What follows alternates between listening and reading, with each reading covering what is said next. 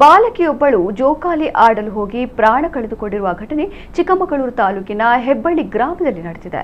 10 ವರ್ಷದ ಲೇಖನ ಮೃತ ಬಾಲಕಿ.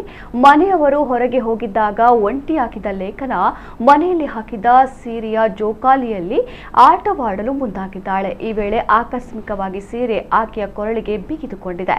ಗಾಬರಿಗೊಂಡ ಬಾಲಕಿ ಸೀರೆಯನ್ನ ಬಿಡಿಸಿಕೊಳ್ಳಲು ಪ್ರಯತ್ನಿಸಿದರೂ ಸಾಧ್ಯವಾಗದೆ ಕತ್ತು ಸಿಲುಕಿ ಸ್ಥಳದಲ್ಲೇ ಉಸಿರುಗಟ್ಟಿ ಸಾವನ್ನಪ್ಪಿದ್ದಾಳೆ ಎನ್ನಲಾಗಿದೆ. ಪೋಷಕರು ಮನೆಗೆ ಮರಳಿದಾಗ ಬಾಲಕಿ ಶವವಾಗಿ ಪತ್ತೆಯಾಗಿದ್ದಾಳೆ. ಘಟನೆ ಸಂಬಂಧ ಚಿಕ್ಕಮಗಳೂರು ಗ್ರಾಮಾಂತರ ಪೊಲೀಸ್ ಠಾಣೆಯಲ್ಲಿ ಪ್ರಕರಣ ದಾಖಲಾಗಿದೆ.